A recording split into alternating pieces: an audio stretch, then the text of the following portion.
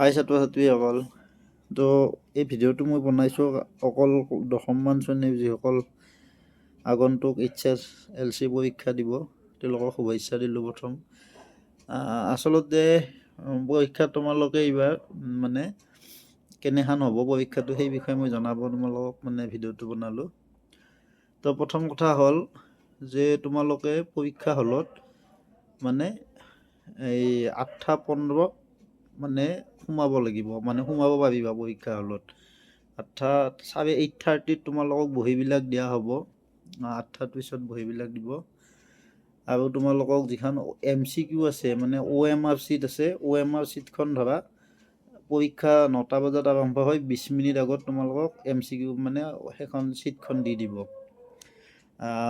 কথা হ'ল এতিয়া তোমালোকৰ দুটা মানে চাইন থাকিব, এটা তলত থাকিব, এটা ইনভিজিলেটৰৰ চাইন আৰু এটা তোমালোকৰ চাইন।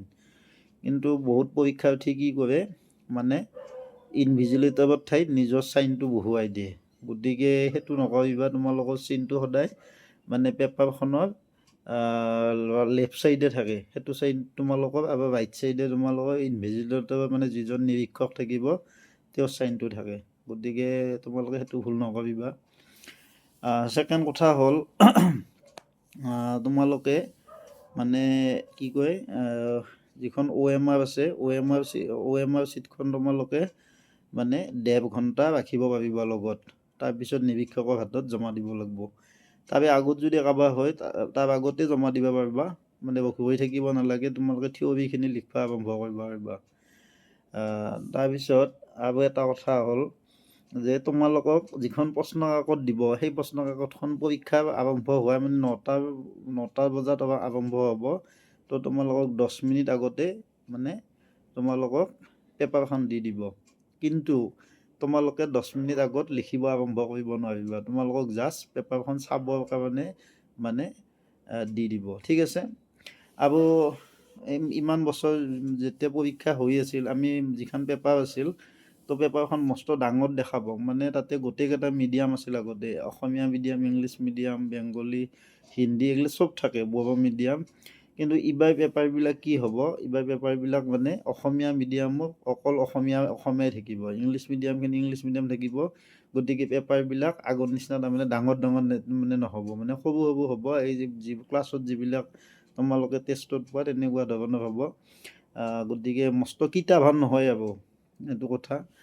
আৰু পৰীক্ষা হলত তোমালোকে মানে তোমালোকৰ চেকিং হ'ব, মানে গেটতে তোমালোকৰ মানে কিছুমান বস্তু তোমালোকে যেনে ধৰা ইলেক্ট্ৰিক ৱাটছ মানে এইবিলাক নিব নোৱাৰিবা। মোবাইল ফোনটো একদম ষ্ট্ৰিক্টলি মানে প্ৰহিবিটেড, মোবাইল ফোন নিব নোৱাৰিবা। তাৰপিছত তোমাৰ আৰু তোমালোকে বেলেগ বহী কাগজ এইবিলাক পৰীক্ষা হলত লৈ যাব নোৱাৰিবা, জাষ্ট ক্লিপ বৰ্ডখন। আৰু তোমালোকে ঘড়ীটো মানে ঘড়ীটো স্মাৰ্ট ৱাটছ হ'লে তোমালোকে নিব নোৱাৰিবা, ঠিক আছে।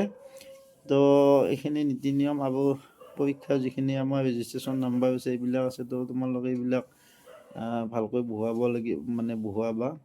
আৰু মেইন কথা হৈছে MCQ খান ধৰা কোনোবা 1.5 ঘণ্টা আগতে লিখা হয়, 1.5 ঘণ্টা আগত লিখা হ'লে তোমালোকে নিজৰ লগত ৰখাটো মোৰ কাৰণে মই ভাবোঁ মানে শুদ্ধ নহয়।